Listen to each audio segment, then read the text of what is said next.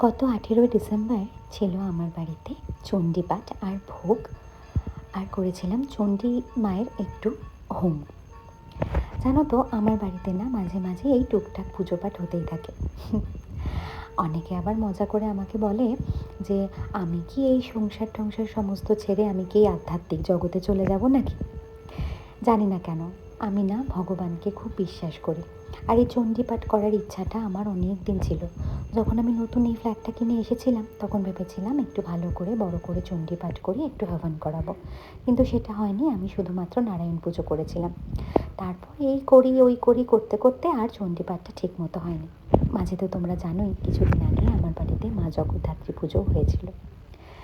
যিনি পুজো করছেন ইনি হচ্ছেন আমার মামু। আমি এনাকে মামু বলে ডাকি। আর জানো তো, মজার ব্যাপার, মামুও কিন্তু আমাকে মামু বলেই ডাকেন। আর মামুর পুজো যদি তোমরা একবার দেখো সামনে থেকে বা পুজো শোনো, তোমাদের না মনটা একদম অন্যরকম হয়ে যাবে জানো। এরপর আমার বাড়ির পুজোতে তোমাদের সকলের আমন্ত্রণ রইল, তোমরা সবাই এসো। আর মামুর করা এই পুজো, চণ্ডীপাঠ আর হবন শুনে সবাই খুব ধন্যি করেছে। চণ্ডীপাঠ করার সময় আমি একটা মাউথপেস্ট, একটা স্পিকার লাগিয়ে দিয়েছিলাম। আমার পাড়া প্রতিবেশীরা আমাকে বলেছিল, জানো তো, তোমার বাড়ির চণ্ডীপাঠটা শুনে লাগছিল যেন ভোরের আলোয় আমরা মহালয়া শুনছি। আমি বললাম, হ্যাঁ, মাম্মু পুজোটা এমনভাবেই করেন। খুব ভালো হয়েছিল সেদিনের পুজো পাঠ হোমযজ্ঞ, জানো তো। আর ওই যে বললাম, আমি ঠাকুরে খুব বিশ্বাসী।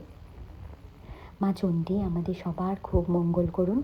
আমার সংসার, আমার বাচ্চা দুটোকে যেন মা ভালো রাখে। আসলে ওদের ভালো রাখার জন্যই কিন্তু আমি এই পুজো পাঠ এত কিছু করাই। আর আমার খুব মনেও শান্তি লাগে জানো। সেদিন আমার পিসি, আমার দিদি অনেকেই এসেছিল। আমার মা তো ছিলই।